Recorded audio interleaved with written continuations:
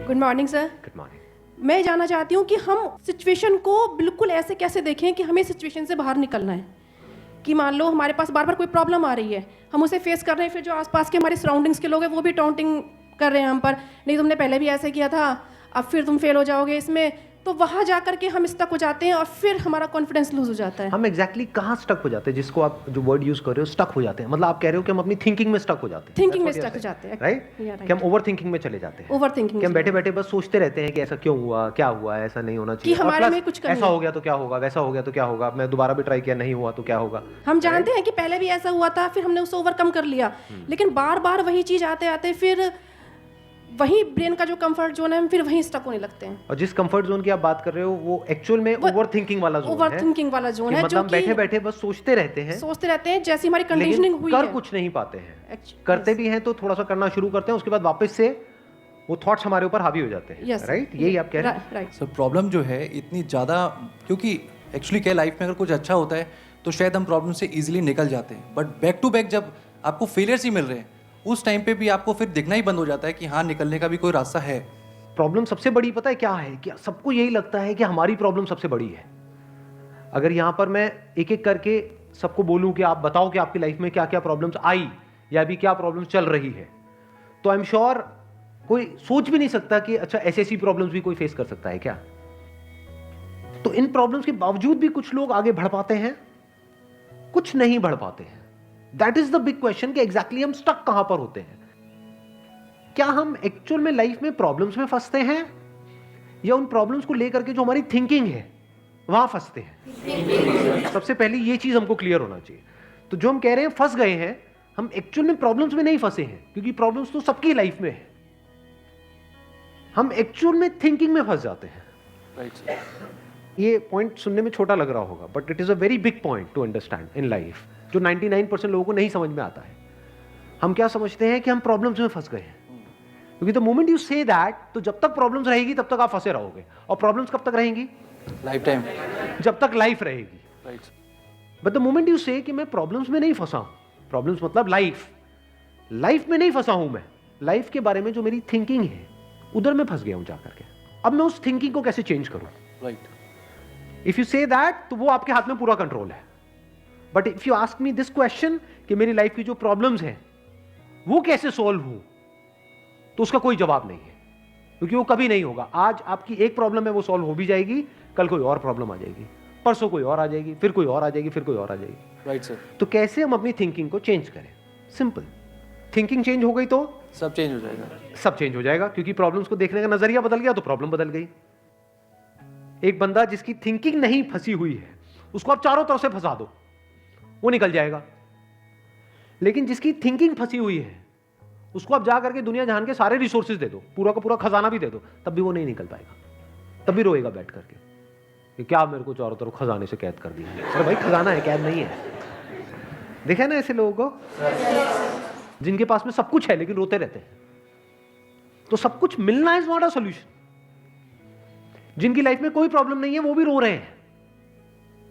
सो अब आता है कि इसका सॉल्यूशन क्या है, कि we are stuck in our thought process, how to get out of it.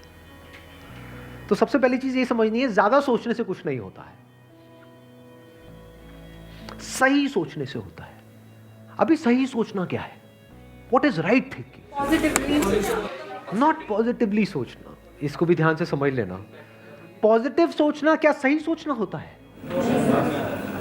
For example, आगे आप जा रहे हो, किसी जंगल में हो और आगे दलदल है, और आप पॉजिटिव सोच रहे हो, मेरे साथ में कभी कुछ गलत हो ही नहीं सकता, मैंने ताबीज पहना हुआ है, ये मुझे बचाएगा। बहुत लोग हैं बहुत पॉजिटिव है लाइफ को लेकर के, बट क्या उनकी सोच सही है? अभी सही सोचना क्या है? सर, मेरे हिसाब से मतलब इंटेलिजेंसी से सोचना, ये मतलब कुछ ऐसा सोचे कि आगे जाके हमें कोई हानि ना हो, कि एक इंटेलिजेंट माइंड से सोचे। अभी इंटेलिजेंट क्या है और फूलिश क्या है? एक है फूलिश तरीका सोचने का, बेवकूफों की तरह सोचना, एक है इंटेलिजेंस के साथ में सोचना। What is intelligence? जिसको हम इंटेलिजेंस कहते हैं वो इंटेलिजेंस क्या है? साइंस को इंटेलिजेंस कह सकते हैं? नहीं कह सकते। नहीं कह सकते। तो किसको कहोगे? सुपरस्टिशंस को इंटेलिजेंस कहोगे? सुपरस्टिशंस मतलब क्या? बिलीफ, कुछ भी मान रखा है, उसको पकड़ के बैठे हुए, उसके हिसाब से एक्ट कर रहे हैं। उसको इंटेलिजेंस कहोगे या साइंस जिस तरीके से आगे बढ़ रही है उसको इंटेलिजेंस कहोगे? एग्जैक्टली। तो साइंटिफिक वे ऑफ थिंकिंग समझना पड़ेगा, वो क्या है, उसको अपनी लाइफ में लगाना पड़ेगा, तब आप कह सकते हो आपकी जो थिंकिंग है वो सही है।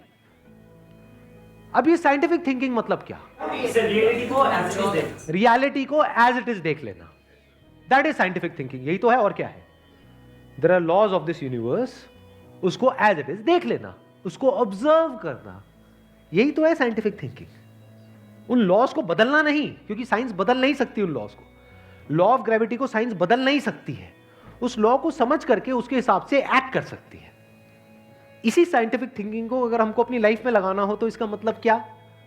एक थिंकिंग हो सकती है लाइफ से रिलेटेड, जो भी आपके दिमाग में कचरा भरा पड़ा है बचपन से लेकर के आज तक, जैसा आपको समझाया गया है लाइफ के बारे में। किसने समझाया है? वो लोग जो खुद नहीं समझते, लाइफ के बारे में अपने अपने बिलीव्स बनाए हुए हैं, अपने अपने स्टैंड पॉइंट से लाइफ को देख रहे हैं। फॉर एग्जाम्पल, कोई हिंदू है तो एक तरीके से लाइफ को देख रहा है, कोई मुस्लिम है तो अलग तरीके से लाइफ को देख रहा है, क्रिश्चियन है तो अलग तरीके से देख रहा है। क्या सही है इन तीनों में से? कि तीनों को सही थिंकिंग कह सकते हैं? ना, क्योंकि आपस में लड़ झगड़ रहे हैं। साइंस में कोई लड़ाई झगड़ा होता है? अगर मैं किसी साइंटिफिक फैक्ट के बारे में बात करूंगा, क्या कोई हिंदू, मुस्लिम, क्रिश्चियन आकर के आपस में लड़ सकते हैं? नहीं। तो ये सही थिंकिंग है। एक है जो हमें सही लगता है, एक है जो सही होता है। दोनों में जमीन आसमान का फर्क है। एक है जो आपको सही लगता है, एक है जो सही है। तो साइंटिफिक थिंकिंग का मतलब क्या, अगर इसको हमको लाइफ में लगाना हो तो, यानी लाइफ को आप एज इट इज देखो, ऑब्जर्व करो, फिर उसके बारे में सोचो। This is scientific thinking. और ये जो फंडा जिसकी मैं बात कर रहा हूं, इसको आप लाइफ के किसी भी एस्पेक्ट में लगा सकते हो। इसको बिजनेस में लगा सकते हो, इसको जॉब में लगा सकते हो, इसको रिलेशनशिप में लगा सकते हो, इसको हेल्थ में लगा सकते हो। बिजनेस क्या है अगर रियलिटी को एज इट इज देखना नहीं है तो? अब ये जो आपने कहा कि बिजनेस में सब झूठे भरे पड़े हैं, क्या ये सच है या आपका अपना एक स्टैंड पॉइंट है? अभी इन्होंने बोला कि बिजनेस में सब झूठे भरे पड़े हैं। अभी ऐसे ही यहाँ पे मैं अलग अलग लोगों से अलग अलग बातें पूछूंगा ना, तो सब बड़े कॉन्फिडेंस से बोलेंगे, as if they know it for sure. जैसे मैं पूछूंगा, हाँ भाई यहाँ पे किसी मेल का किसी का ब्रेकअप हुआ होगा, तो सारी लड़कियां ऐसी होती हैं, सब धोखेबाज हैं। ऐसे ही कोई लड़की से पूछूंगा, वो आकर के बोल देगी, सर ये तो मर जात तो है ही ऐसी, इसका कुछ हो ही नहीं सकता। क्या ये सच है? या आपका अपना एक स्टैंड पॉइंट है, अपना आपका एक बिलीफ है? तो ध्यान से समझ लेना, इसका जो सबसे पहला स्टेप है वो है अंदर जो भी कुछ पड़ा हुआ है आपके, जो भी आपने मान रखा है उसको छोड़ दिया। अब आप हल्के फुल्के हो गए, अब एज इट इज देखा लाइफ को, लाइफ को ऑब्जर्व किया as life, not my life. For example, anger, क्या एंगर आपका है? बट आप एंगर का सोल्यूशन कैसे निकालते हो? मुझे गुस्सा आता है, मुझे गुस्सा नहीं करना है। कभी भी आप एंगर का ऐसे सोल्यूशन निकाल ही नहीं सकते। सिर्फ आपको आता है गुस्सा या सबको आता है? सबको आता है। तो क्या एंगर सिर्फ आपकी प्रॉब्लम है या एंगर एक लाइफ की प्रॉब्लम है? Fear, if you can look at fear, not your fear और माई फियर, फियर, डर है ना, वो डर क्या है? Can you look at it? इसको बोलते हैं साइंटिफिकली चीजों को देखना। रिलेशनशिप, नॉट माई रिलेशनशिप और योर रिलेशनशिप, रिलेशनशिप। तो इस तरह से जब हम चीजों को देखते हैं ना, not from a subjective point of view but from an objective point of view, जैसे एक साइंटिस्ट देखता है,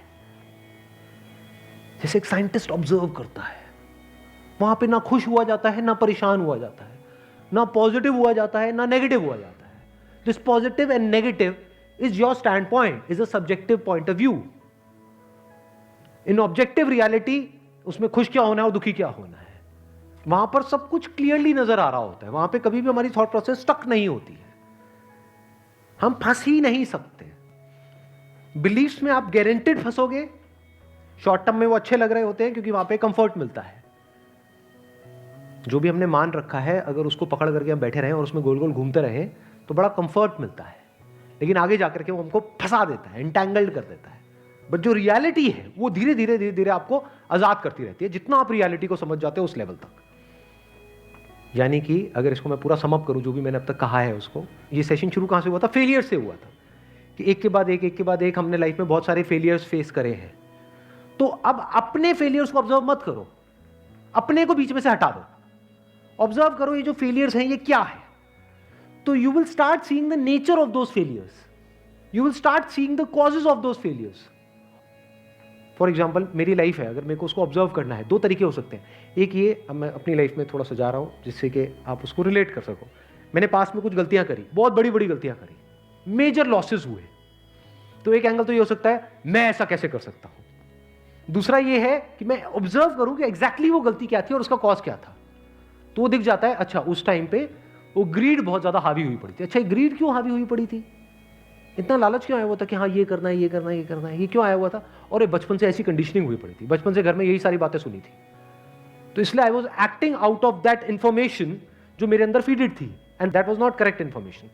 वो सारी इंफॉर्मेशन गलत थी, जिसकी वजह से मैंने जल्दी से एक्ट किया, बिना सोचे समझे, बिना सही थिंकिंग के एक्ट कर दिया, उस वजह से जाकर के फंस गया। तो मुझे उस बंदे ने नहीं फंसाया, मैं खुद फंसा अपने लालच की वजह से। तो अब ये क्लियर हो रहा है हम कैसे देखते हैं।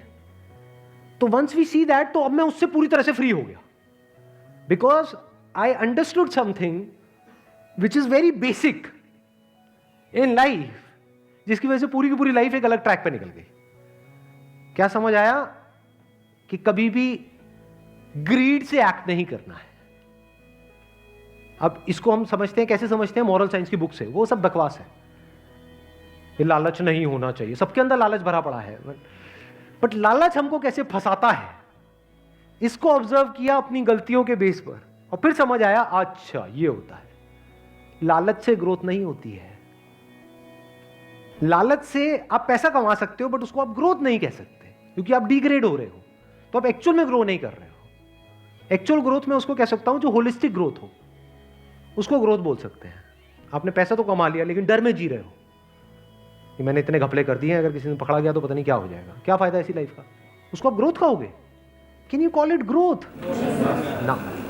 तो लालच से ग्रोथ नहीं होती।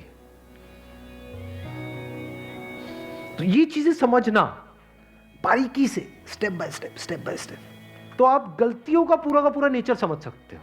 The nature of mistakes, the kinds of mistakes, the types of mistakes, और उनके कॉजेस क्या होते हैं। और जैसे ही हमको ये सब समझ आ जाता है और साफ दिखने लग जाता है, तो वो गलतियां होनी हमसे बंद हो जाती हैं।